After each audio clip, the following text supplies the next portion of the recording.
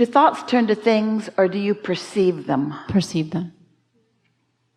So this conversation is about my ability to perceive the vibrational frequency of thoughts and to therefore assign them an identity as they become something that is meaningful to me. Okay, and that's the identity part. So if thoughts you said that thoughts are thinkers themselves. Because the thoughts are out there. It's like all of the stuff of the earth, and different masters are putting the stuff of the earth together in different combinations to create different things. Well, the vibrations of the atmosphere are that way too. So you get to use the clay of the atmosphere and mold it with your perception and thought into what you've practiced the most. Just like a sculptor who has never put this clay in their hands before is probably going to be clumsy with it at first. And when you begin molding the atmospheric clay, at first you're clumsy and most things happen sort of by accident, but eventually you can come to feel the power of your ability to mold and perceive. We're way out there. Are you with us? Yeah. Ooh. It's really good. And so the influence of thoughts. So are you influencing thoughts, or are you perceiving them? Perceiving them. Who's the influence over? That's the question. You. So, right, always me. You're influencing yourself. You're expecting meaningful rendezvousing with atmospheric vibration. The reason we ask is because sometimes when people say influence, they mean over other people, and we're really not encouraging that so much.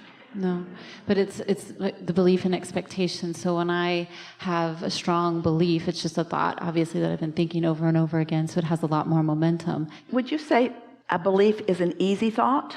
Initially, it's... Well, yeah, because it's practiced. Yeah, so it's easy. So then you want to just ask yourself, it's an easy thought because I've practiced it so much, but does it pass other muster? It's an easy thought, but is it a beneficial thought? Is it an uplifting thought? Is it a thought that I want to continue to encourage? That's the discernment of understanding the influence that the beliefs have when you're on that. You're broadcasting. What you're getting back is that influence, right? Are you under the influence of your inner being, or are you under the influence of a belief that's not serving you? And so it's also the gift of honoring your preferences. I think that's the key for me is really tuning in to what's my preference, because when I have a decision, I think my inner being knows all my preferences is lined up right there, every time, holding them. And if I ask the question, what's my preference, that puts me right into alignment. But what's the bottom line motivation? Is there a question in here, or are you just enjoying our conversation? Yeah, that's the question. Because this is what we want the question to be. Okay, I want to know it.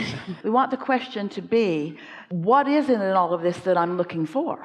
And the answer is satisfaction, but let's make it a less nebulous and general answer. Let's say I'm looking for fun, or I'm looking for juice. When Esther got in her vehicle that had the ability to move quickly, she focused differently than when she gets in her SUV. She has different expectations of that fast little car. And so does everyone around her in traffic.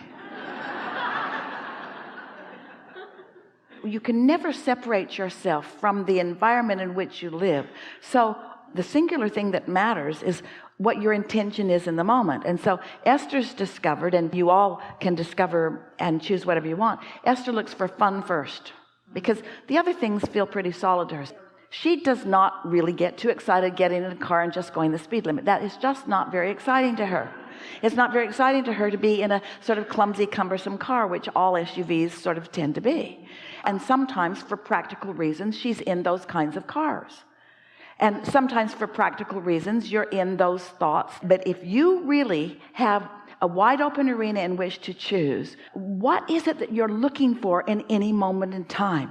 Aren't you looking for the greatest exhilaration, the greatest satisfaction? Aren't you looking for the fastest moving energy that you can keep up with? Isn't that really what you're looking for?